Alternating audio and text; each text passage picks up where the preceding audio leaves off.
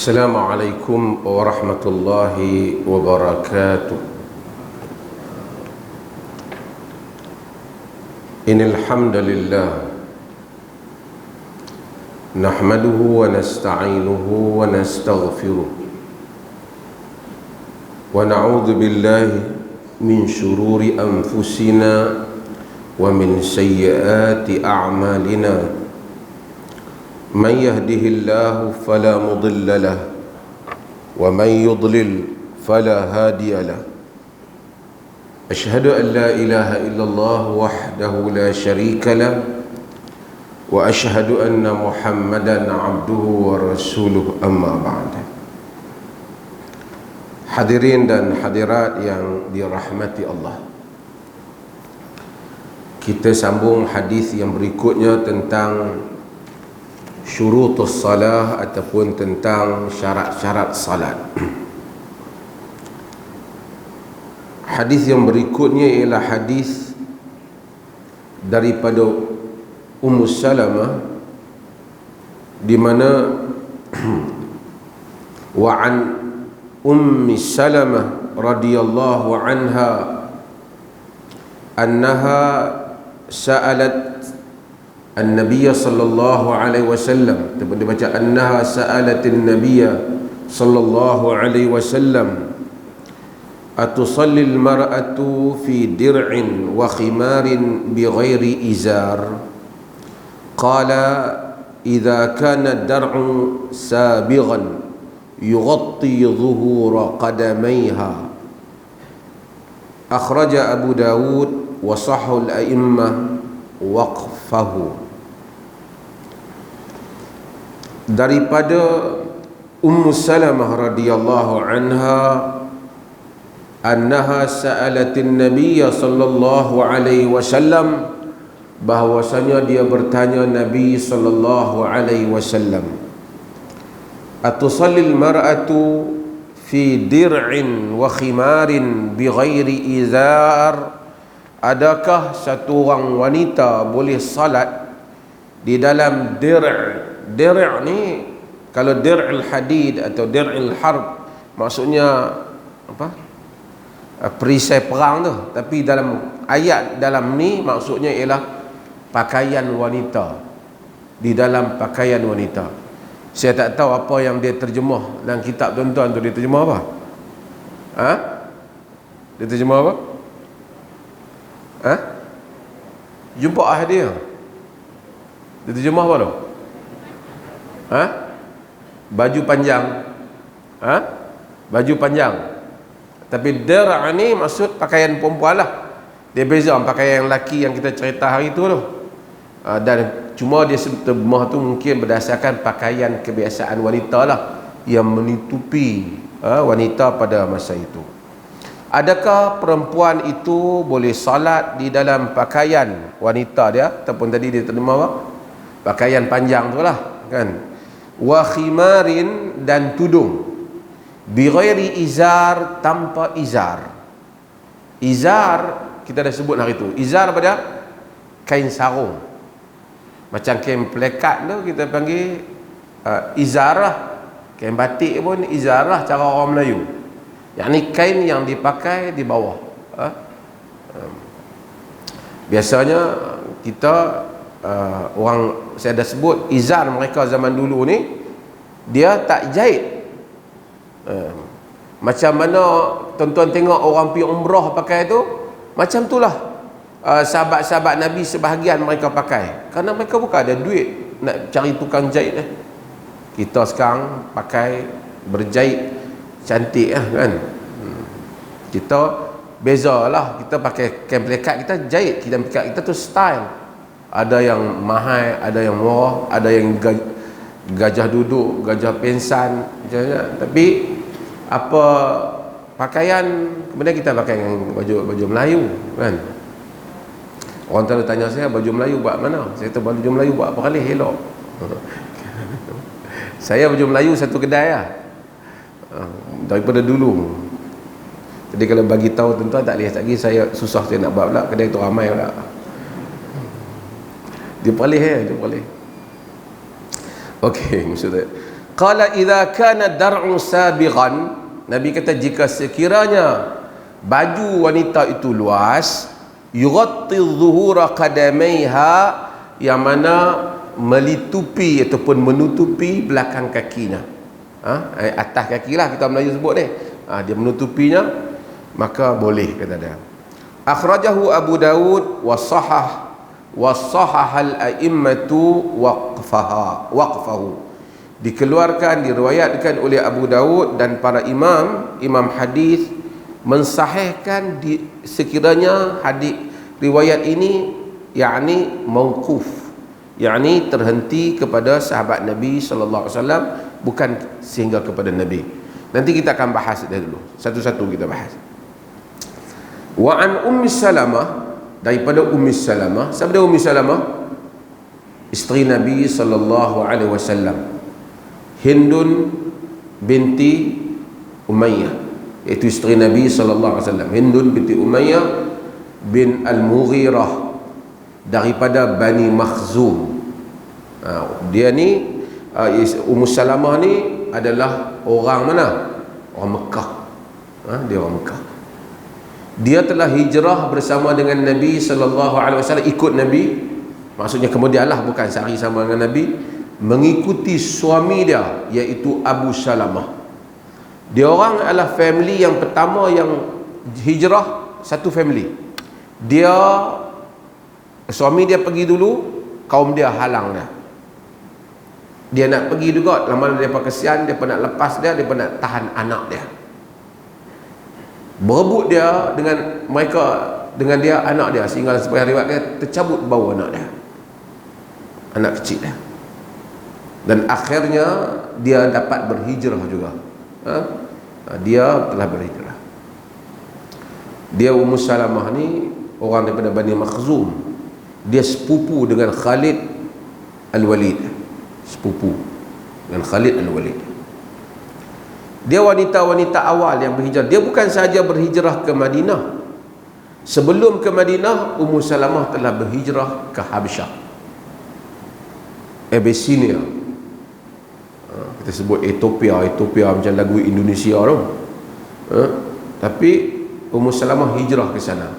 Sebab itu ada hadis yang Ummu Salamah cerita pada Nabi, dia tengok gereja Kanisah Maria yang banyak lukis-lukisan, yang Nabi sallallahu alaihi wasallam bagi tahu, ulaika qaum idza mata fihim al-'abdu salih aw ar-rajul salih banau alaihi masjida wa sawwaru lahu suwar. Depa tu adalah kaum yang apabila mati, satu orang mati, orang baik, orang soleh mati, buat masjid, lukis. Ulaika syirarul khalqi 'indallah, mereka itu seburuk-buruk hamba di sisi Allah. Pasal apa? Bukan lukis saja, buat patung. Mula-mula okey, ni tok syekh kita, ni orang bagus kita. Mari keturunan ujung-ujung tunjuk sikit, ambil berkat. Lama-lama sembah. Nabi kita orang yang mula buat tu sejahat-jahat makhluk. Walaupun niat awal kerana nak memuliakan orang alim, tapi akhirnya menjerumus kepada syirik yang berlaku pada generasi yang kemudian. Sebab itu kita kena mengambil kira the consequences of our deeds, kesan daripada tindakan ataupun perbuatan kita pada masa hadapan. Cucu, sebab cucu kita nak jadi apa, sebab tu pesanan dan ajaran ini diteliti. Jadi Ummu Salamah, dia hijrah ke sana, dia balik, kemudian dia pergi mana? Hijrah ke mana pula? Ke Madinah. Dan dia berhijrah dengan suaminya iaitu Abu Salamah. Dan kita semua tahu dalam hadis Abu Salamah, di mana Ummu Salamah ni dia sayang kepada suami dia Abu Salamah ni. Dan kemudian Abu Salamah ni telah meninggal. Dia cedera dalam perang Uhud. Kemudian dia pergi pada satu operasi, kemudian dia hilang. Dia sakit, luka dia balik dan dia meninggal. Dalam sebahagian riwayat, dalam Musnad Abu Ya'la umpamanya, suami dia Abu Salamah ni sebelum nak meninggal, dia kata, Ummu Salamah kata, ilaman takiluni, kau nak tinggalkan aku kat siapa ni? Dia sayang suami dia. Suami dia doa supaya dia dapat gantian yang lebih baik daripada suami dia. Supaya dia doa, ya Allah bagi Ummu Salamah khaira min Abi Salamah, orang yang lebih baik daripada Abu Salamah. Dan kita tahu bahawasanya selepas Abu Salamah meninggal, Nabi SAW meminang Ummu Salamah. Ummu Salamah ni antara wanita Arab yang cantik. Dalam sebahagian riwayat, Al-Imam Al-Zahabi rahimahullah sebut di dalam Syiar A'lamun Nubala, tapi riwayat ni dhaif disebabkan kerana ada Al-Waqidi. Al-Waqidi ni kita terima juga cerita-cerita dia sebab dia muarikh, dia historian, dia ahli sejarah. Banyak, kalau tak tolak dia totally, banyak benda yang kita tak boleh nak ambil tentang nama-nama tempat, pasal dia collect lots of information tentang sejarah. Tapi problem dia adalah matruk. Kadang-kadang dia mengada-ngada, ataupun dia ada influence macam nak syiah sikit dia ni. Nama dia Muhammad Abu Abdullah Muhammad bin Umar Al-Waqidi. Al-Waqidi ni terkenal lah dalam sejarah. Ibn Hajar pun sebut dia dalam Fathul Bari. Waqidi buat riwayat kata, bila Nabi kahwin dengan Ummu Salamah, Aisyah kata aku sedih sangat. Orang pula duk cerita cantik Ummu Salamah ni. Orang perempuan lah, orang perempuan sini okey lah dia. Dia biasa, orang perempuan mana sama lah. Tapi ini cerita lah, cerita ni tak boleh pegang. Tapi Waqidi kata Aisyah, aku gagah juga tengok lah. Aku tengok cantik lah, tapi apa yang orang cerita tentang aku lebih cantik. Kemudian aku bagi tahu Hafsah, pasal Aisyah baik dengan Hafsah, madu dia juga. Hafsah tengok, Hafsah kata bukan jangan kata dia cantik sungguh. Maksudnya Hafsah tak setuju, dia cantik, kau cemburu tu, dia cantik tu. Tapi oleh kerana Waqidi riwayatkan benda tu macam persaingan yang sengit. Kadang-kadang cerita-cerita ni macam Aisyah dengan Ummu Salamah, Syiah selalu gambarkan pertarungan Aisyah dengan Ummu Salamah. Tidaklah seperti itu. Cemburu ni biasalah, dia adalah cemburu, tapi banyak juga pujian Aisyah pada Ummu Salamah. Kerana masing-masing ni, kawan ni pun cantik, kawan ni cantik. Juwairiyah juga isteri Nabi cantik. Orang kata pasal kahwin dengan isteri yang cantik. Cantik ni ada cantik duduk di mata kita, tidak duduk di mata orang. Betul? Orang tanya, dia kata isteriku paling cantik, wanita paling cantik di dunia. Kita kena akur untuk pihak dia lah. Tak apalah. Kita mungkin tengok tak cantik, kita tengok macam tak cantik, macam tak siap ni. Dia okey. Dia cantik tak apa, mata dia bukan mata kita. Yang nak duduk dengan wanita tu, dia apa yang kita duduk kalut. Dan cantik ni macam saya kata, dia benda subjektif. Setengah orang tengok orang Afrika tak cantik. Ada orang Afrika yang betul-betul hitam tu, tuan-tuan. Tuan-tuan tak pernah tengok ada. Hitam sungguh, hitam kat dekat dengan mikrofon ni pun ada. Betul. Tapi orang tengok cantik, banyak juga mereka menang ratu-ratu cantik dalam dunia ni. Ada orang tengok tak cantik, tapi ada orang yang memang semua mata tengok cantik.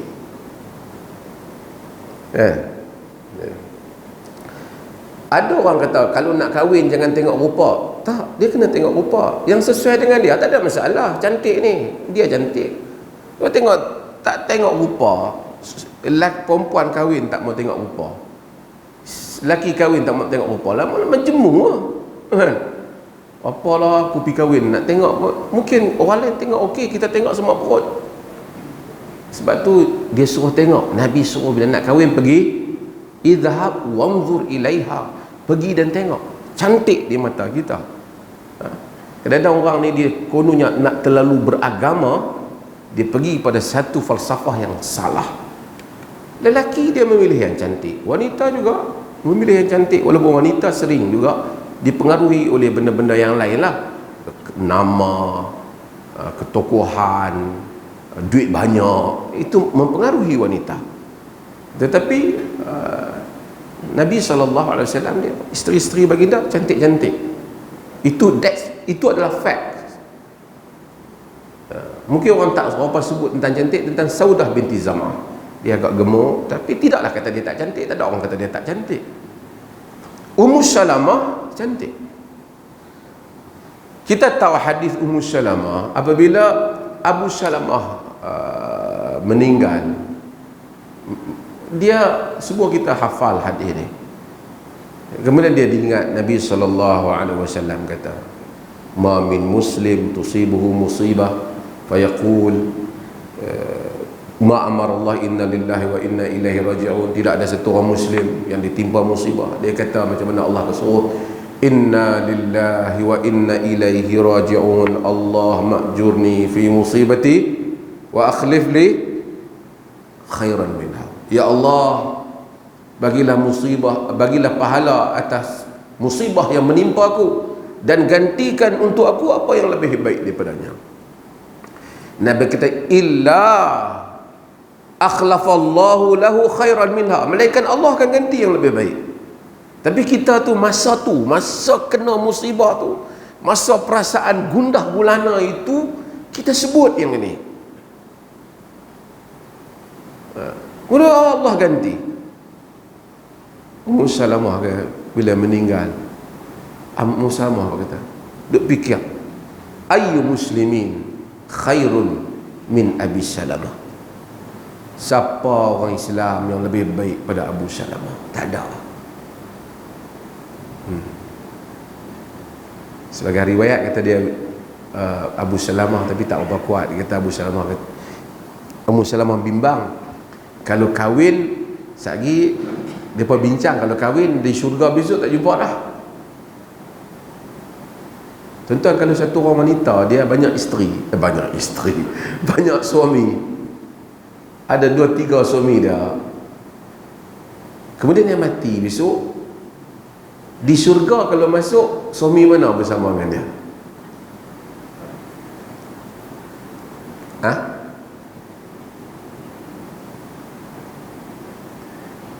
Semua saya nak jawab.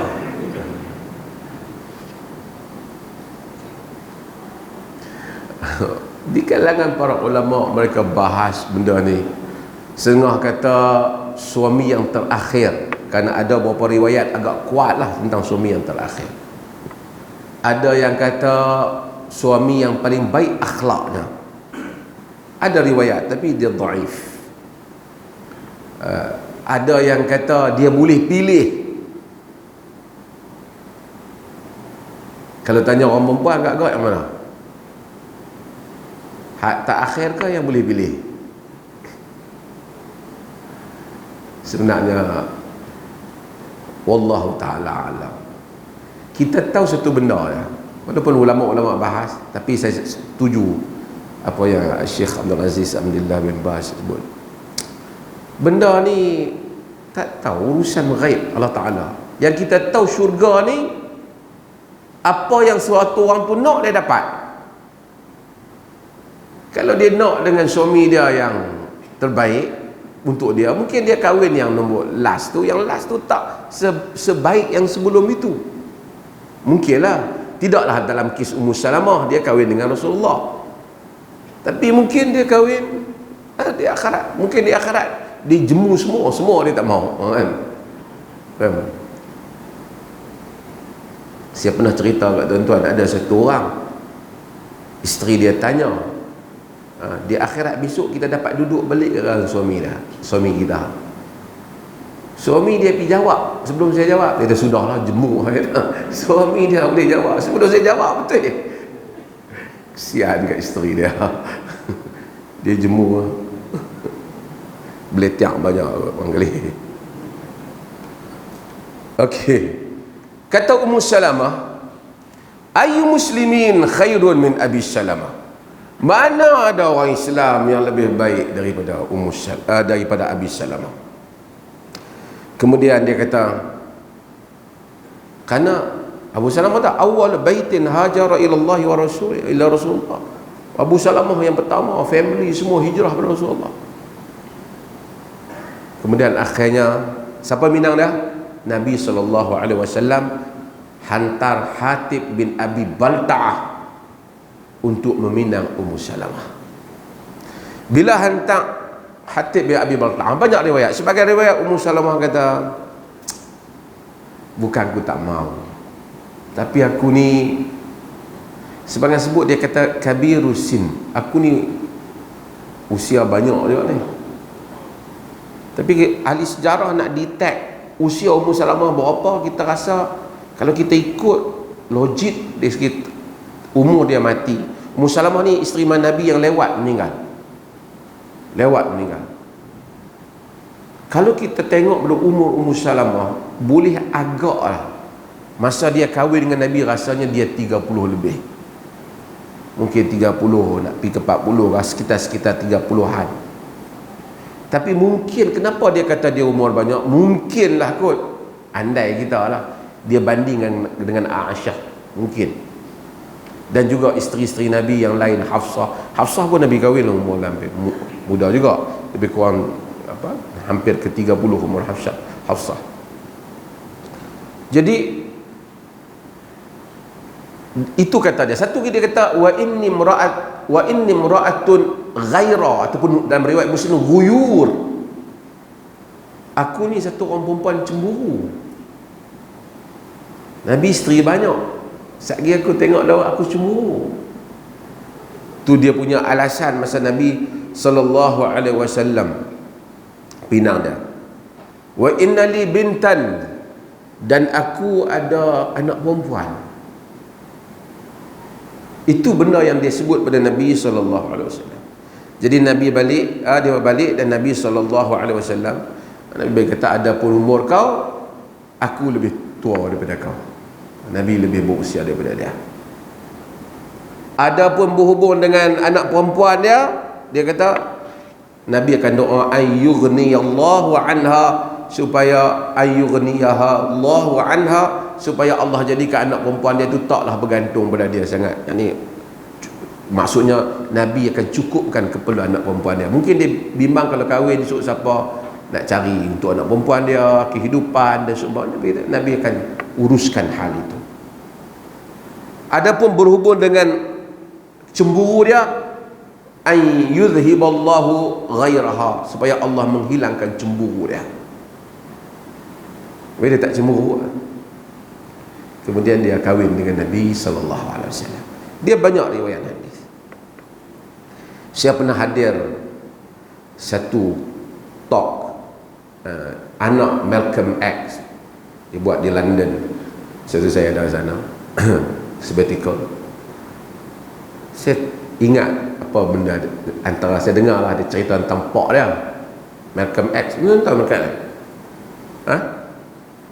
Kira tahu lah. Apa, bagus satu benda dia kata, seorang wanita itu tidak boleh berkahwin dengan seorang pejuang, melainkan dia mesti berkahwin juga dengan perjuangannya. Dia cakap tentang bapa dia. Kita kalau nak kahwin dengan orang pejuang, fighter, tak boleh kahwin lah wanita yang dia tak memahami inspirasi dan idealisme pejuang tu. Dia tak boleh, dia akan jadi masalah ya. Dan kalau pejuang tu kahwin, masalah dengan pejuang tu sekali. Orang yang banyak bebanan, dia kahwin, Nabi kahwin dengan isteri dia, isteri dia membantu dia untuk meriwayatkan riwayat-riwayat. Tapi kalau kahwin dengan isteri hak jenis dah ada jenis buat perangai pula tambah ke atas, duk buat masalah pula, pening. Sebab tu pejuang dia kena memilih tokoh yang betul ataupun calon yang betul untuk duduk dengan dia, yang boleh memahami inspirasi dia, boleh membantu tugasan dia. Kalau tidak, ramai orang politik tumbang pasal isteri dia. Isteri dia lebih kalut daripada dia lagi. Dia tu nampak macam okey ke, sebut nama isteri dia, jam satu negara. Ni cerita no di belah Belanda mana tu.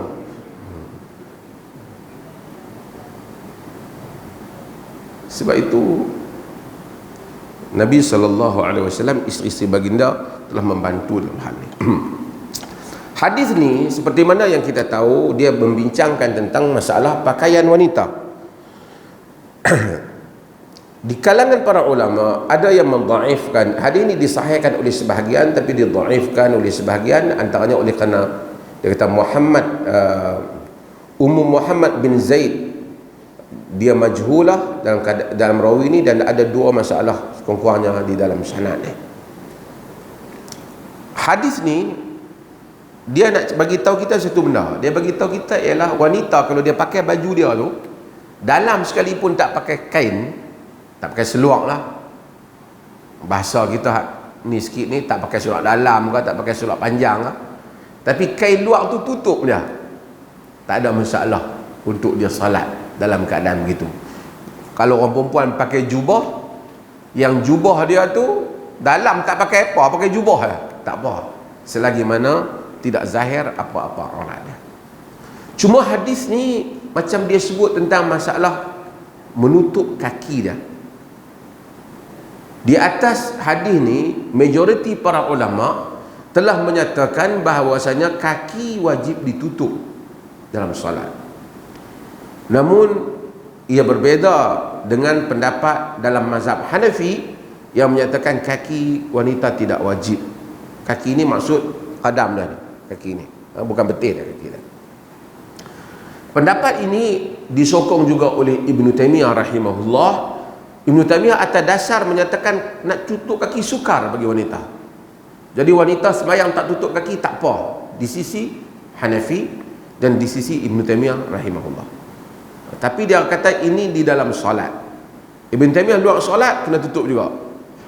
Sebahagian para ulama bincangkan pandangan Ibn Taymiyah, kata mereka kalau di dalam solat itu sukar menyebabkan Ibn Taymiyah tak berpendapat wajib tutup, luar solat lebih sukar kata mereka. Kerana zaman tu bukan ada stokin macam kita, zaman tu bukan senang, baju nak labuh, bukan, itu lebih sukar. Maka mereka melihat keringanan ini. Namun begitu saya sebut tadi bahawasanya ini adalah pandangan di dalam mazhab Abu Hanifah dan Ibn Taymiyah. Ada hadiah.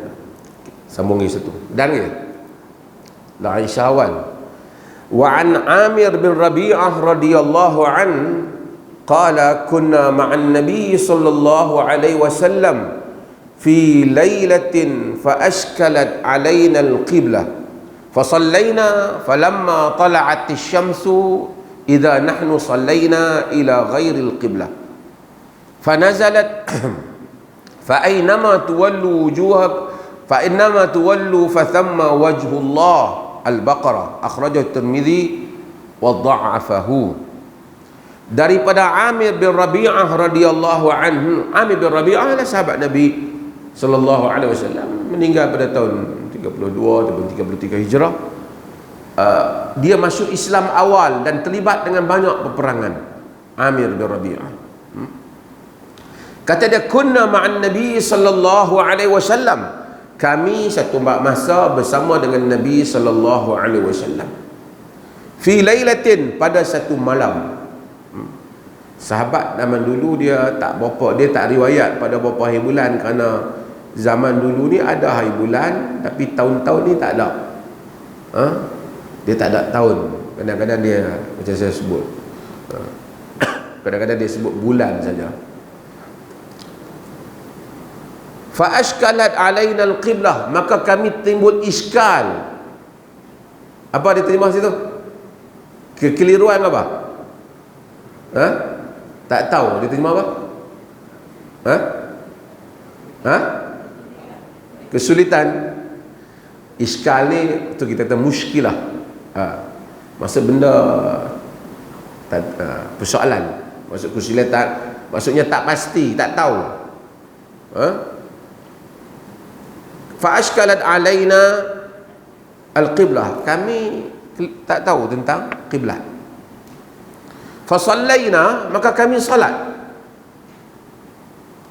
Falamma tala'at asy-syamsu, apabila matahari terbit, idza nahnu sallaina ila ghairil qiblah, maka baru kami tahu kami semayang bukan menghadap qiblat. Kan?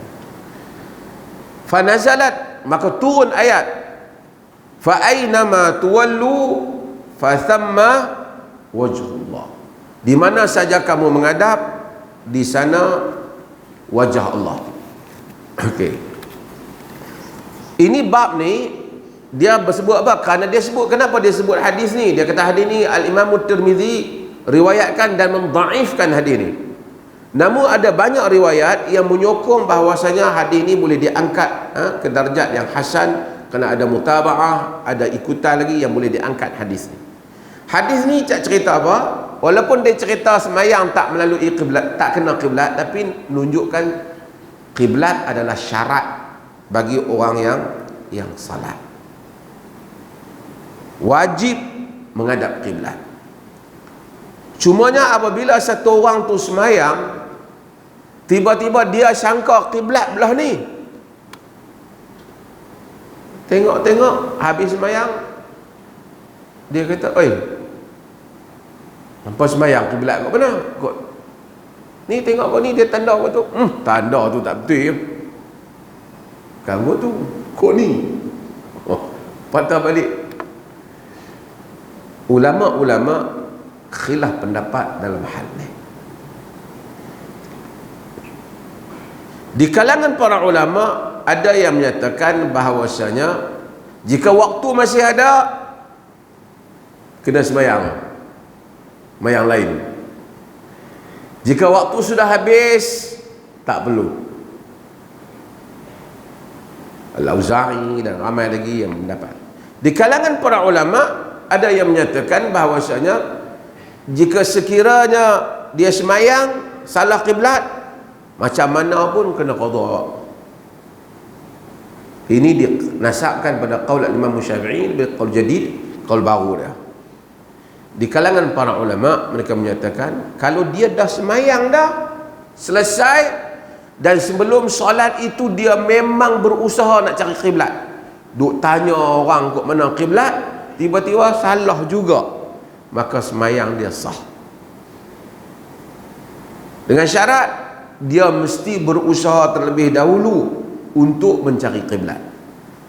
Misalnya kita pergi pada satu tempat, kita nak menghadap qiblat, duk tanya kok mana qiblat nak semayang. Tanya tuan rumah, aku segan nak tanya, mayang pergi kok mana pun, Tuhan tahu.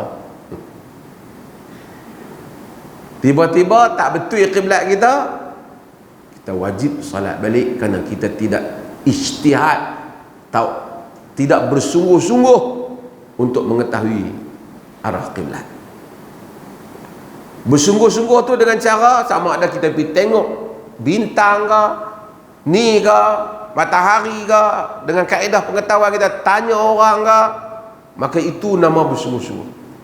Tak ada pun kita ambil handphone kita zaman dah pusing kiri pusing kanan, ditunjuk betul kita semayang. Mai orang handphone lain tunjuk, nah kau ni. Bukan dia betul ingat handphone tu pun. Kan? Tapi tak apa. Kita telah mengambil kadar kesungguhan yang kita mampu bagi membolehkan kita mengetahui arah qiblat. Cumanya qiblat ni kalau orang itu berada di hadapannya Kaabah, dia mesti tepat di hadapan dia. Kalau Kaabah tak ada pada dia, dia duduk di luar Mekah, di luar Masjidil Haram, dia menghadap ke arah Masjidil Haram.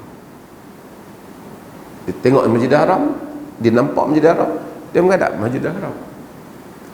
Tapi kalau dia jauh sikit, sampai atau jauh banyak ke, sampai dia tak tentu dah, tak boleh tepat, dia menghadap fawallu wujuhakum syatral Masjidil Haram, menghadap wajah kamu ke arah Masjidil Haram. Ke arah Masjidil Haram ni, ke arah ni tuan-tuan, macam mana kata ke arah? Tuan-tuan duduk sini, saya duduk sini, saya menghadap ke arah tuan-tuan. Kalau saya duduk macam ni pun, saya dianggap menghadap ke arah tuan-tuan. Tuan-tuan di hadapan saya. Walaupun saya ceramah macam ni, saya masih menghadap ke arah tuan-tuan. Menghadap ni maksudnya benda tu di hadapan kita. Seluas ufuk ni, kerana jauh. Kalau dekat tak apalah begini. Kalau jauh, kita menghadap. Untuk itu mustahil agama nak menyuruh satu orang tepat kena ke Kaabah. Macam setengah orang nak pergi buat dia kata lagi tak tepat tu sembahyang tak sah. Dia tidak seperti itu. Kerana itu mustahil. Kalau tidak, orang dulu nak solat macam mana? Dalam musafir, dalam perjalanan mereka nak solat macam mana? Mereka hanya fawallu wujuhakum syatral masjidil haram. Hadapkan wajah kamu ke arah Masjidil Haram. Dengan kadar dia ke arah Masjidil Haram. Maka jika dia menghadap ke arah timur, itulah Masjidil Haram. Kalau sekiranya, contohnya kalau sekiranya timur dia Masjidil Haram. Kalau barat dia menghadap ke arah, itulah Masjidil Haram. Kalau dia duduk sampai jauh. Kerana Ibn Taymiyah bahas masalah ini. Kerana kalau hatta orang yang duduk, katalah Masjidil duduk di Mekah 20 km daripada Mekah pun, kalau saf dia tu sampai panjang, sampai kata 500-600 orang satu saf panjang, tentu dah takkan hak belah hujung tu takkan tepat. Tapi dia tetap arah. Selagi kalau Kaabah bukan di depan kita, kita tak mungkin mencapai hal itu, maka kita boleh menghadap ke arah apa yang disebut sebagai arah. Sebab itu tuan-tuan, kita tengok ni di masjid-masjid kita ada bubuh, kita punya fatwa ni apa keputusannya. Sebab setengah orang ni bab-bab ni dia payah sangat. Jadi saya nak sebut hal ni supaya tuan-tuan faham. Teks fatwa perleh kita bincang tahun 2018, kata Islam adalah agama yang menyuruh agar memudahkan urusan umatnya, termasuk menuntut umatnya tidak menyusah dalam urusan ibadah, urusan qiblah. Ini adalah kerana nas Al-Quran menyebut agar seorang menghadap ke arah Masjidil Haram dengan menggunakan perkataan syatr, arah atau separuh, seperti mana firman Allah Ta'ala dalam surah Al-Baqarah ayat 149, wa min haitsu kharajta fawalli wajhaka syatral masjidil haram. Dan daripada mana engkau keluar mengerjakan sembahyang, maka hadaplah wajahmu ke arah Masjidil Haram. Allah mengetahui bahawa mustahil orang yang berada jauh untuk menghadap ke arah Masjidil Haram. Maka yang diperintahkan ialah Allah menghadap ke Masjidil Haram. Allah tahu, hadap ke tak mungkin. Yang diperintahkan ialah menghadap ke arah Masjidil Haram. Nabi SAW kata apa? Ma bainal masyriqi wal maghrib qiblah. Antara timur dan barat adalah qiblah. Jadi sebab itu maka kita putuskan dalam fatwa kita bahawasanya apa yang dimaksudkan arah menghadap hendaklah tidak melebihi 45 darjah dari arah qiblat, menghadap mengambil kira sudut setiap arah, iaitu utara, selatan, timur dan barat. Maksudnya macam mana? Kalau tuan-tuan arah kiblat macam ni, kata arah kiblat macam ni, kita pusingan tu ada apa? 360. Kalau kita bagi separuh ada apa? 180. Okey, 180. Kalau kita bagi lagi separuh daripada 180 apa? 90. Jadi kalaulah ini arah yang dikatakan arah kiblat, kiblat jauh lah kan. Satu orang selagi mana kalau dia terpesong sedikit dengan kadar 45 dengan kadar 45 darjah kurang pada 45 darjah, dengan kadar kurang pada 45 darjah masih dianggap arah. Kalau dia terlebih sampai melebihi 45 darjah, maka berarti dia telah berpaling arah. Maksudnya kalau tuan-tuan semayang tiba-tiba macam ni sikit, masih lagi dianggap arah kiblat. Selagi mana tak lari, kalau kiblat duduk situ, di kiblat tuan-tuan lari darjah tu tak lebih pada 45 darjah, masih lagi arah kiblat. Kalau atas pada 45 darjah, artinya telah keluar daripada arah tersebut. Maka kita jadi kita tahu arah tu 90 macam kita kata tadi, timur, sebab apa 90? Timur, barat, utara dan selatan. Bagi setiap timur, utara, selatan, timur, barat 90, 90, 90, 90. Di tepat pada 90 tu berapa? Di tengah 90 berapa? 40, 45. Lari pada 45 artinya lari daripada arah, kerana timur, utara, selatan, timur, barat 90, 90, 90. Jadi lari daripada 90 tu, kalau bagi utara tu 90, tepat 90 apa? 40, di tengah 45. Lari pada 45 ke kanan ataupun ke kiri, bererti telah lari daripada arah kiblat. Tapi kalau kita ada usaha dah, guna semua dah, tiba-tiba silap. Di dalam hadis ni dia kata kami silap, Allah Subhanahu wa taala turunkan ayat yang dimaksudkan tadi. Dengan itu maka kita tahu bahawasanya kenapa Al-Imam Ibn Hajar masukkan hadis ni, kerana dia nak bagi tahu menghadap kiblat adalah ijma' wajib kepada orang yang salat. Dan sama salat fardu. Cumanya nanti kita akan hadis Nabi ni, kalau dia solat sunat, dia naik kenderaan dia solat walaupun tak menghadap kiblat. Maksud Nabi bila naik unta ataupun kuda solat, Nabi tak suruh dulu binatang tu pergi menghadap kiblat baru solat, atau tubuh dia. Menyebabkan para ulama menyatakan solat nawafil sunat tak apa jika berada atas kenderaan. Duduk di bawah kena menghadap kiblat. Wallahu ta'ala alam. Ada dua hadis kita baca pada soalan. Ada soalan? Masuk.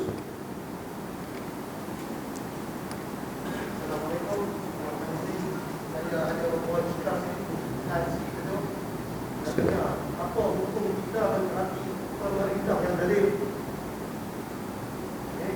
Yang kedua, apa hukumnya kita membunuh jiwa demi menyelamatkan jiwa yang lain?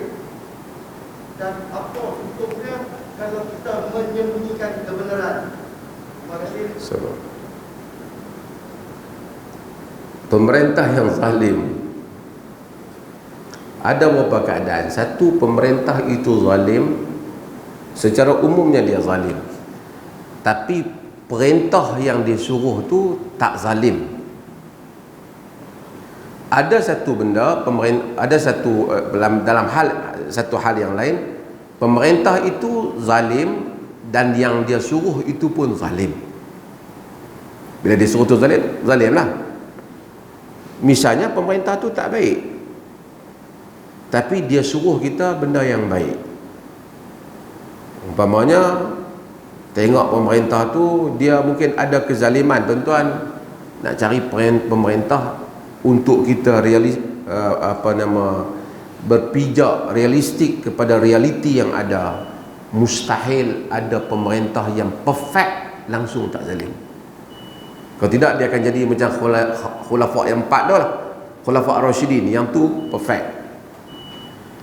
Pemerintah mungkin akan ada baik dan buruk, tapi jika sekiranya baik dia itu mengatasi buruk dia, maka dia pada umumnya dalam hadis Abu Daud, mudah-mudahan Tuhan ampunkan kesilapan dia di dalam beberapa bab itu di atas kebaikan dia dalam bab yang lain. Ghalaba adluhu ala jawrihi, kata Nabi, keadilannya mengatasi kezalimannya. Ambil Abu Daud. Ada benda yang kalau pemerintah tu suruh kita buat satu benda, pemerintah tu sekalipun baik, tapi benda yang dia suruh kita itu zalim, kita tak ikut. Alal mar'i muslim as-sam'u wa ta'ah ma lam yu'mar bi ma'siyatin fa idza umira bi ma'siyatin fala sam'a wa la ta'ah. Di atas individu Muslim wajib dengar dan taat selagi mana tak disuruh pada benda yang maksiat. Jika disuruh pada benda yang maksiat, tidak ada dengar dan tidak ada taat. Tak dengar dan tidak ada taat. Kemudian kalau tak dengar tak taat, kita tak dengar dan tidak taat di dalam benda yang dia suruh itu. Adakah selepas kita tak dengar dan tak taat, misalnya dia suruh kita buat satu benda maksiat, dia tak pergi? Adakah selepas itu kita mesti berperang dengan dia? Ini masalah lain. Kerana orang bertanya Nabi SAW tentang selepas Nabi, saya kunu umara ta'rifunahu wa tunkirun. Ada pemerintah, kata Nabi, selepas daripada aku yang kamu tahu dia buat baik dan dia buat jahat. Tapi pada hujung hadis, sahabat tanya, afala nunabidhuhum bisayf, adakah patut kami puang pemerintah tu dengan pedang? Nabi kata, la maqamu fikumus salah, jangan selagi mana mereka mendirikan di kalangan kamu salat. Sebab apa Nabi tak bagi? Para ulama bincang. Dan sebagai riwayat Nabi kata, illa antara kufran bawaha, melainkan kamu melihat kekufuran yang nyata. Kenapa para ulama kata tak benarkan? Di kalangan para ulama, dalam sejarah ada sahabat yang bangkit. Al-Husain bin Ali bangkit menentang. Az-Zubair bin Al-Awwam, Talha bin Ubaidillah, Aisyah radhiyallahu anha, mereka juga telah mengkritik, menzahirkan tidak puas hati dengan apa yang berlaku pada zaman Ali. Mereka kata sebabnya, kalaulah kita keluar memerangi pemerintah itu menyebabkan berlakunya kerosakan yang jauh lebih besar, maka adalah haram. Kata Imam Nawawi rahimahullah di dalam syarah Sahih Muslim, wa amma khuruju alaihim wa qitaluhum fa huwa haramun bi ijma'il muslimin wa in kanu fasaqatadh zalimin. Adapun keluar, atau kama qala, ada keluar menentang dia, berperang dengan pemerintah adalah haram. Imam Nawawi kata dengan sepakat orang Islam, tapi sebenarnya tidak sepakat, ada pendapat yang beza. Sekalipun fasik dan zalim, sebab lima yatarattabu ala dhalika min iraqatid dima wal fasadu fil ard, kerana itu akan menyebabkan tumpah darah dan rosaknya muka bumi. Kita mungkin tak puas hati satu bab tu, kita perang dengan dia, tentera dia perang, mati banyak, macam berlaku di negara. Melainkan kita ada sistem lain, demokrasi, kita pergi undi, tak tumpah darah. Ataupun pemerintah tu boleh orang pergi buang dia di situ ya, tak tumpah darah, yang membesar-besaran, boleh diubah. Tapi kalau ubah tu sehingga menyebabkan satu negara orang Islam perang, maka kita tak boleh nak membuang satu mungkar, mendatangkan mungkar yang lebih besar. Mendatangkan mungkar yang besar. Kena tengoklah macam mana. Kalau kita kata dia zalim, zalim bab apa? Kalau dia zalim diri dia, itu isu dia lah.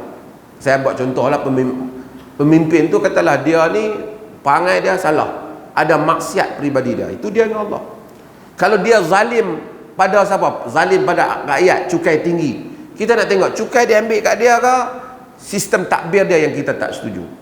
Kerana Nabi SAW kadang-kadang satu cukai tinggi, kalau dia tak ambil untuk dia tapi dia balik pada negara, mungkin kita tak setuju, tapi Nabi kata kita taat fima ahab au karih, dalam benda yang kita suka ataupun kita benci, selagi ia bukan maksiat. Maka jika bertembung ijtihad rakyat dan ijtihad pemerintah dalam benda tak maksiat, maka kita menerima ijtihad pemerintah. Saya selalu buat contoh bodoh ni merata. Kita mungkin tak setuju naik motor siang hari pakai pasang lampu. Kita kata heran, pasal apa pasang lampu? Kita terberuk heran misalnya. Tapi pemerintah punya ijtihad, dia kata pasang lampu telah menyelamatkan keadaan. Kadang-kadang orang tak perasan, musim pagi tu utama, kadang-kadang kabus, kadang-kadang apa, lampu daripada jauh sebenarnya memberi kesan, mengurangkan aksiden. Dia bukti dia. walaupun kita tak setuju dengan dia, mungkin pandangan kita mesti taat dalam hal itu. Kita mungkin tak setuju dengan dia halan, dia kata jangan bawa kereta dengan lebih daripada kelajuan sekian-sekian. Aku tak setuju dengan kerajaan, aku bawa laju. Sedangkan tindakan kita itu bukan bahayakan diri pemerintah, itu membahayakan rakyat yang lain. Kita taat. Sebab itu para ulama menyebut, sekalipun pemerintah zalim, jika dia mengajak kita keluar berjihad menentang musuh, yang musuh itu memang musuh umat Islam, kita keluar sekalipun di belakang pemerintah yang zalim. Ini satu bab yang luas, ia tidak sewenang-wenangnya dibahaskan, mesti diketahui. Kalau tidak, negara orang Islam tested already, kemusnahan, musnah, pertempuran, perang saudara yang tidak berhenti di kalangan kita. Sebab itu boleh mengubah pemerintah, boleh bantah. Nabi kata, siapa yang tengok mungkar, bantah pemerintah, ucap bantah pemerintah, jangan taat yang zalim. Tetapi nak tumbangkan dengan pemerintah tu, hak tu kena tengok kesan dia, cara mana kita nak tumbangkan. Kerana nak tumbangkan satu orang yang zalim, mati 30-40 ribu tak badan. Wallah, bang dulu sekali saya jawab soalan kedua. Tadi soalan kedua apa dia? Tak ingat. Tak, yang kedua.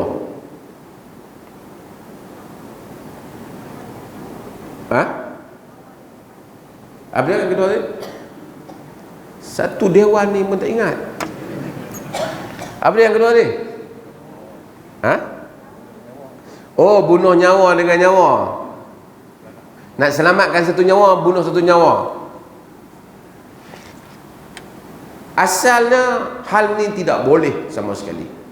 Kerana nak selamatkan satu nyawa, kita menyebabkan matinya orang lain. Kerana semua nyawa adalah sama. Kenapa kita halalkan dia ni mati, kita larang untuk dia? Tak boleh. Melainkan para ulama ada membahaskan, khususnya Al-Imam Al-Ghazali dalam satu bab yang dinamakan Babut Tatarrus. Bab jika musuh itu telah menjadikan umat Islam sebagai benteng. Kita sekumpulan umat Islam dijadikan benteng. Kalau kita nak serang musuh tu, mati juga orang Islam tu. Tapi kalau kita tak serang musuh tu, akan musnah, mati lagi ramai orang Islam. Misalnya dia ambil satu orang Islam, kumpulan itu jadikan benteng. Kalau kita tembak dia, mati orang Islam tu. Tapi kalau kita tak tembak dia, satu negara dia ambil, dia berjaya tawan.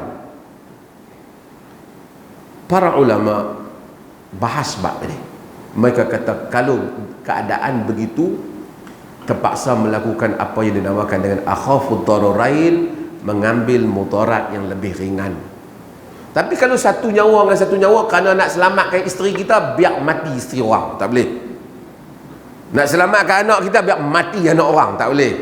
Tapi kalau nak selamatkan sejuta orang, terpaksa mati 50 orang. Ini ada wajah di dalam perbincangan mereka. Allah. Okey, pergi bang dulu. Sekejap lagi kita jawab soalan yang panas-panas yang lain.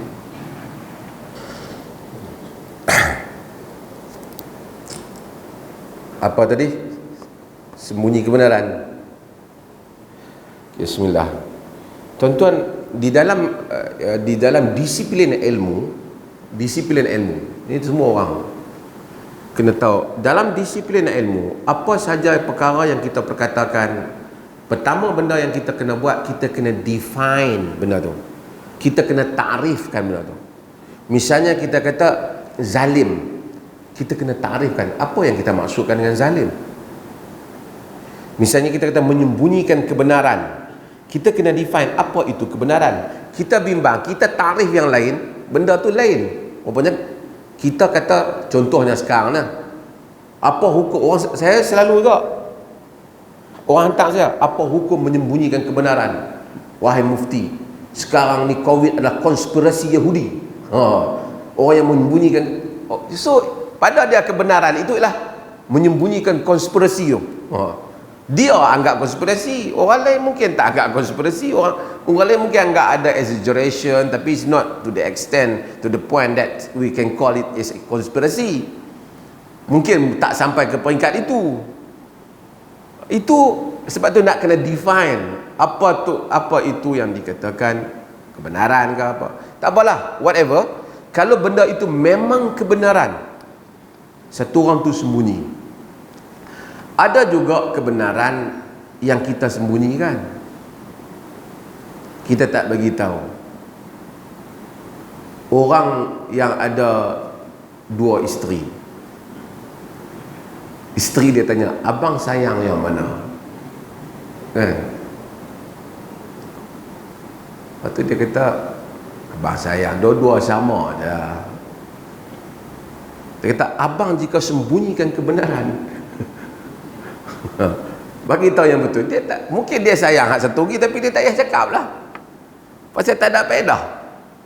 Kebenaran juga, tapi kebenaran apa? Sebab tu saya define kebenaran yang berkait dengan kemaslahatan awam ke, kerana menyembunyikan itu menyebabkan orang mudarat ke.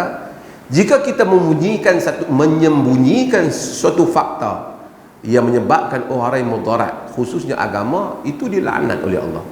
Innal ladzina yaktumuna ma anzalna minal bayyinati wal huda min ba'di ma bayyanahu lin-nasi fil kitab ulaika yal'anuhumullah wa yal'anuhumul la'inun illa alladhina tabu wa aslahu wa bayyanu fa ulaika atubu 'alaihim wa anta tawwabur rahim.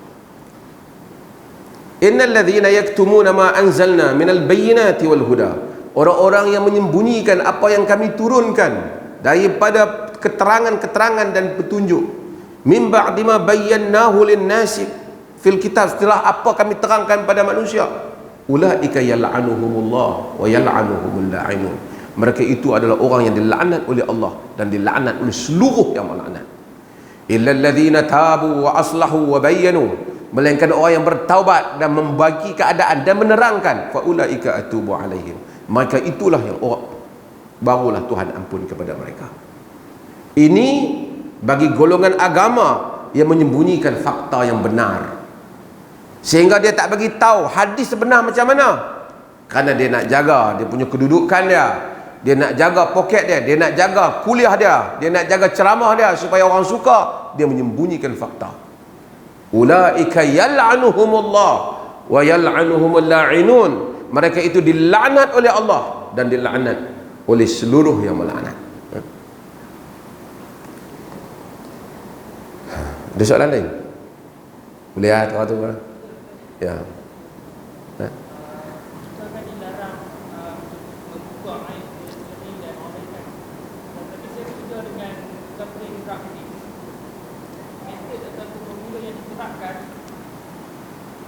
Penagih-penagih yang dalam pemulihan ni kena sharing, kena berkongsi tentang istilah cara-cara menagih, masa-masa menagih dan sebagainya. Itu juga kata yang diterapkan. Jadi kita masuk cerita dan ISO ya. Okey. Asalnya satu orang tidak, Allah tidak suka al-jahra bisu, menzahirkan benda yang illa man zulim, melainkan orang-orang yang dizalimi. Pergi ke mahkamah, kita dizalimi, kita nyatakan kesalahan orang lain. Adapun dosa peribadi individu mana-mana, kita tak dedah. Ini asas dulu. Sebab tu Sayyidina Umar bin Khattab dalam satu ada satu ketua tentera dia yang bila malam-malam tak perang lagi, dia himpun ramai tentera-tentera dia suruh setiap orang cerita apa dosa yang pernah dia buat. Benda tu sampai pada Umar bin Khattab, pecat dah, ambil tindakan dia. Apa cerita kau nak dedah maksiat orang? So tak dibuat hal itu, melainkan kalau itu adalah membabitkan orang yang melakukan terapi. Kalaulah benarlah teori tu, maksudnya kita cerita kat doktor tu, pengubat tu, bahawa kalau dengan cerita tu dia akan tahu macam mana nak solve problem tu. Oh, dia ni punca dia macam ni, so bila dia keluar nanti dia jangan pergi dah kawasan tu, so dia kena dipisahkan daripada sumber-sumber dadah tu ataupun rakan-rakan dia. Itu dalam usaha nak berubat dia tak ada isu lah. Tapi kalau sengaja nak dedah supaya orang lain tahu aib orang dia, itu ada dilarang. Tapi untuk mengubat diri dia, itu tidak termasuk dalam larangan. Ni lupa saya, ada soalan-soalan yang minggu lepas saya kita kata dah janji nak jawab, nak cari yang mana satu. Ni kertas besar tulis sikit, saya menikah doa. Bagus. Saya merahsiakan dari bini pertama. Adakah saya berdosa? Depan ni duk tunggu ya.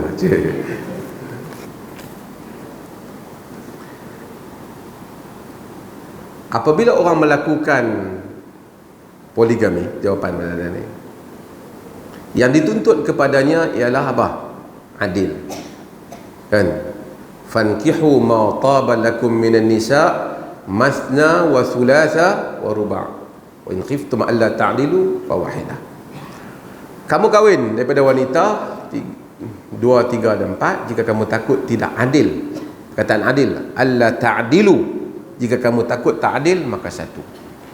Maka untuk membolehkan adil, jika untuk membolehkan adil mesti isteri-isteri tahu, maka wajib memberitahu isteri. Jika tidak, wajib untuk minta keizinan isteri yang pertama ataupun kedua untuk kahwin yang satu lagi. Tapi kalau kerana dia tak tahu, maka berlaku tak adil, hak dia dizalimi. Contohnya, bagi 2 isteri, yang ni 2 malam, ni 2 malam, ni 2 malam, balik secara adil. Dia tak bagi tahu, dia sentiasa outstation 5 malam. Isteri dia heran, kerap abang outstation sekarang? Dia kata, macam itulah, nak buat apa kerja, gaji tak banyak juga. Sebenarnya dia pergi rumah isteri satu lagi 5 hari. Isteri dia tak tahu, hak dia terabai, dia tidak dibahagikan dengan adil. Dalam konteks itu, tidak memberitahu telah menyebabkan tidak dapat mentahqiqkan, melaksanakan makna keadilan, maka tak wajib dia bagi tahu, kerana nak membolehkan keadilan berlaku. Satu. Yang kedua, kalau dia tak bagi tahu pun keadilan boleh berlaku. Dia adil, so dia memang adil. Isteri dia 2 yang ni, 2 yang ni, isteri dia pun jenis tak kisah, dia tak ada pun. Hang tak ada lagi lega aku. Misalnya kalau ada isteri yang tu memang jam, kan. Jadi dia tak bagi tahu dan dia adil, kerana ini di antara dia dengan Allah. Yang ketiga, dia kahwin isteri, salah satu isteri itu tanazul hak dia. Apa maksud tanazul hak? Isteri itu kata tak apa. Misalnya dia kahwin dengan perempuan yang berikutnya, perempuan tu ajak dia kahwin, dia kata aku tak boleh kahwin, isteri dia ni tak boleh dah, dia selalu hilang kalau dia cari. Dia kata tak apa, abang kahwin dengan saya sebulan, 3 hari, 4 hari, 5 hari pun okey, kan? Masa pergi outstation boleh main kat saya. Ni banyak puluh hari tak adil, saya maafkan abang dunia akhirat. Kalau dapat macam tu lah, kan?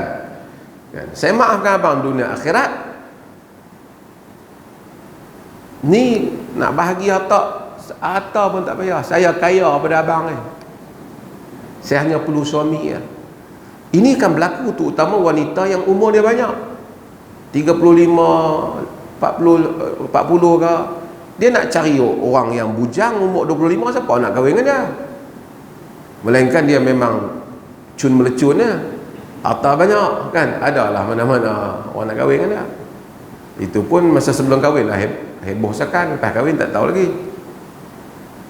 So tak apa, misalnya dia terima benda tu, so dia tak bagi tahu. Bukan saya cerita ke tuan-tuan supaya tak bagi tahu, dia tanya hukum, dia tak bagi tahu. Isteri yang pertama dah dapat lebih daripada adil lah.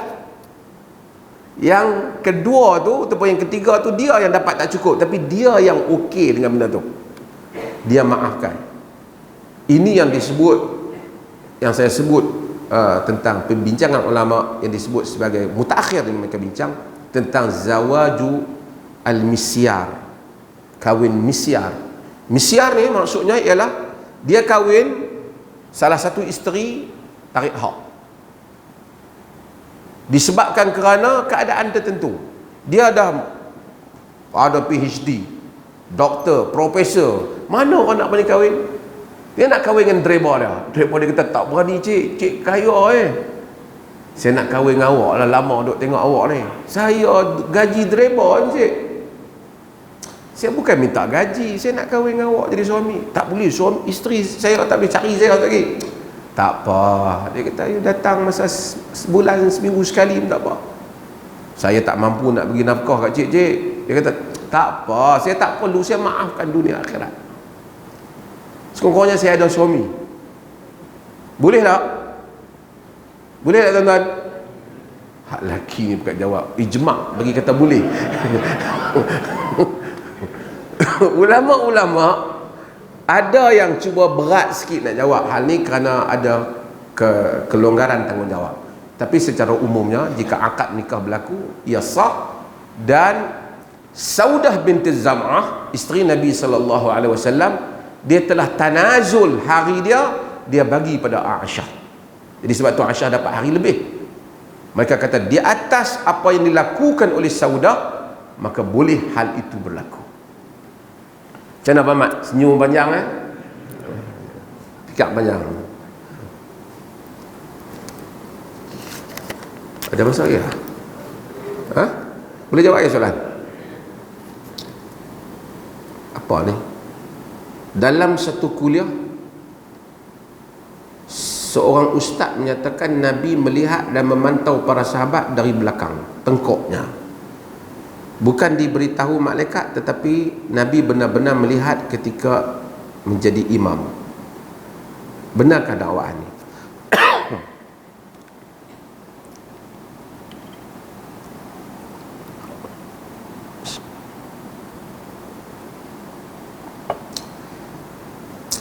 Di dalam hadis yang sahih, Nabi SAW menyebut, ayyuhan nas, wahai manusia, inni amamakum, aku di depan kamu, fala tasbiquni birruku'i wassujud, fa inni arakum min amami wa min khalfi.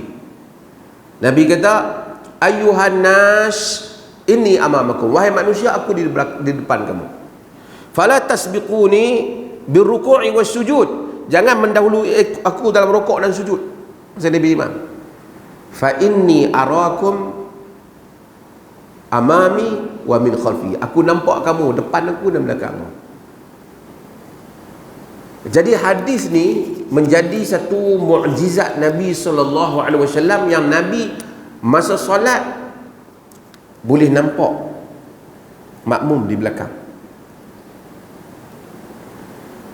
Cumanya para ulama bahaskan kerana Nabi ni dia tak boleh nampak benda yang gaib. Kerana Nabi bashar, innama ana bashar. Tapi Quran kata alimul ghaib. Allah Ta'ala itu alimul ghaib, fala yuzhiru ala ghaibihi ahada illa man irtada min rasulin. Allah kata Allah itu pengetahui yang gaib, dan dia tidak menzahirkan gaibnya kepada sesiapa melainkan sesiapa yang dia redha di kalangan para rasul.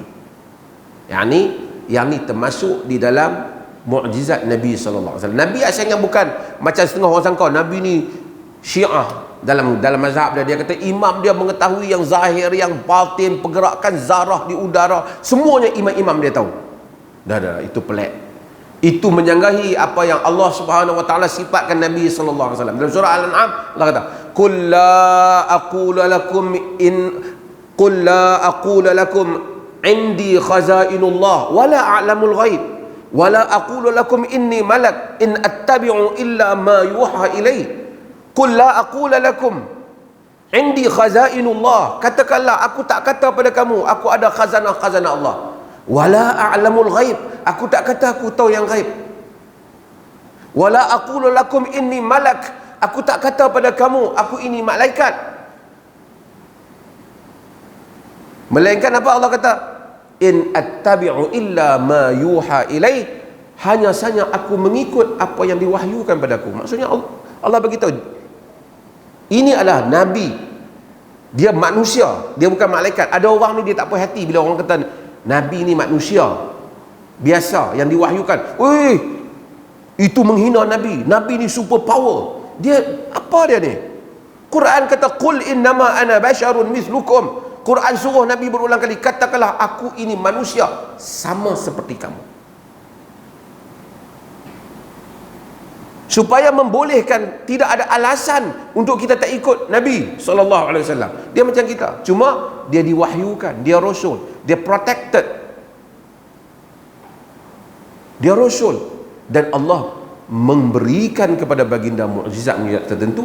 Salah satunya dia dapat melihat daripada belakangnya di dalam salat. Al-Hafiz Ibn Hajar Al-Asqalani ni tuan kitab kita ni, dia membahaskan masalah ni. Dia kata ini sedangkan Nabi larang kita iltifat dalam solat, duk tengok merata. Macam mana Nabi nak tengok pula? Dia kata bukan maksud Nabi tu duk tengok, tapi ini adalah bagaimana Allah mengupayakan Nabi menzahirkan padanya apa yang tidak dinampak oleh mata biasa. Ini ilmu ni dahsyat. Jadi ini mukjizat dizahirkan bukan kerana Nabi tu duduk semayang, duduk tengok orang kat belakang, tapi ia menyingkap untuk nabinya. Wallahu ta'ala a'lam.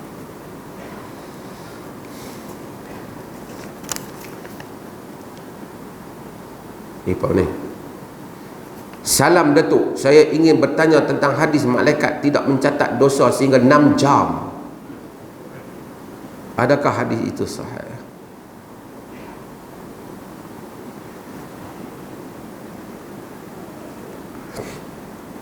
Ada hadis yang para ulama macam berbincang sikit. Ada yang setuju kata sahih, ada yang setuju kata hasan.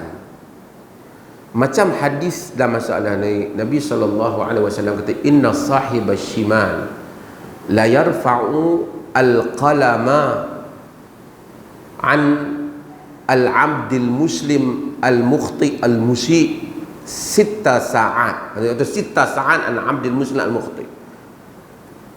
Fa in nadima wastaghfara minha alqaha wa illa kanat wa illa kutibat wahidah atau kama qala. Hadis ni dia kata malaikat sahibus shimal dia angkat pena, la yarfa'ul qalam 6 saat, dia angkat pena 6 jam, 6 saat. Daripada al-abd al-muslim al-mukhti al-musi' atau musi', daripada hamba muslim yang buat dosa. Fa in nadim wastaghfara minha, jika dia menyesal dan dia minta ampun, alqaha, dia buang. Nak catat tadi dia kata wa illa, jika tidak, kutibat wahidah, ditulis satu dosa. Hadis ni di kalangan para ulama ada yang menghasankannya, tapi di kalangan mereka di atas Al-Qasim bin Abdul Rahman rawi salah satu di situ, dia dipertikaikan tentang keupayaan riwayat dia dalam hal ini. Tapi yang pentingnya kalau berlaku pun rahmat Allah, dia menangguhkan. Hadis yang sahih, apa Nabi SAW sebut dalam hadis yang sahih? Bila kita buat dosa, orang muslim ni apa dia? Man hamma bi sayyi'atin falam ya'malha kataballahu lahu 'indahu hasanatan kamilah. Siapa yang teringat nak buat dosa, tak jadi, Kataballahu lahu indahu hasanatan kamilah. Tuhan tulis untuk dia di sisi Tuhan satu kebaikan yang sempurna. Pasal apa? Pasal tak jadi buat salah. Bukan tak jadi tu maksudnya apa? Tak jadi. Memang nak pi dah. Kereta pula rosak. Tu lain. Gaya nak buat rasa, tak patut benda ni. Dia niat nak buat jahat. Dia tak jadi buat jahat. Dapat satu pahala. Wa in hamma biha wa amilaha. Jika dia bercadang nak buat jahat, kemudian dia melakukan kejahatan itu, kataballahu lahu indahu sayi'atan wahidah. Jika dia bercadang buat jahat dan dia memang buat jahat, Allah Ta'ala tulis di sisi Allah satu dosa. Kalau buat baik, cadang nak buat baik, dapat satu pahala. Buat baik 10 dan berlebihan. Itu rahmat Tuhan. Tapi hadis ni dia kata tangguh 6 jam. Kalau hadis ini diterima sebagai hasan, sebagai para ulama, rahmat Allah. Allah, kita buat dosa, malaikat dia tangguh dulu. Tak tengok main-main misal, ya Allah, buat apalah aku buat benda tu, astaghfirullahalazim. Misal dia kata malaikat buang. Tapi dengan syarat ia merupakan dosa antara kita dengan Allah, bukan dengan hamba-hamba Allah yang lain.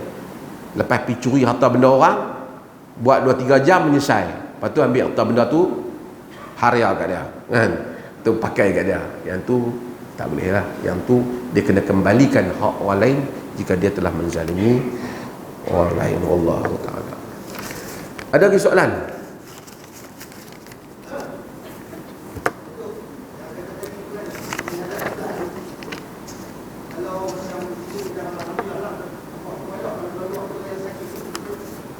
Ha? Duduk tahiyat dia sengit sikit. Sengit sikit tak apa. Kalau dia sengit sampai patah balik lebih pada 45 darjah saya kata tu, duduk ni arah kiblat, dia sengit sampai mekok ni, lebih baik. Yang tu tak boleh lah. Yang tu memang dia punya spepak dia agak out sikit lah. Dia kena pergi tukar. Tapi kalau memang dia bukan nak sengit, tapi memang dia tersengit, dia kembalikan balik, kan? Dia sakit lutut, terpusing ke kiblat, dia boleh patah balik. Misalnya satu orang tu tengah-tengah sembahyang terpusing, kalaulah terang mana kot terbatuk sampai terpusing, kan, dia walaupun terpusing daripada arah kiblat lebih daripada 45, dengan segera dia patah balik menghadap kiblat, tidak mengapa. Melainkan jika dia dah terpusing, katalah dia ni orang kurang upaya sikit, terpusing tu tak boleh dah dia nak pusing balik. Kaki dia tak ada ke apa, banyak tu tadi tak betul dah, pusing tak ada siapa nak tolong ubah dia. Dia boleh solat dalam keadaan yang demikian, kerana idza amartukum bi syai' fa'tuhu mastata'tum. Apabila aku perintahkan kamu dengan satu perkara, maka datangilah dengan kadar keupayaan kamu. Tu kadar keupayaannya. Wallahu alam. Ada lagi tuan-tuan? Letih lah baru tahu. Tuan-tuan denyak meletih tu, orang terus nak jawab lagi letih. Saya akan balik rumah ni daripada tadi. Tak apa. Sallallahu ala nabiyina Muhammad walhamdulillahirabbil alamin.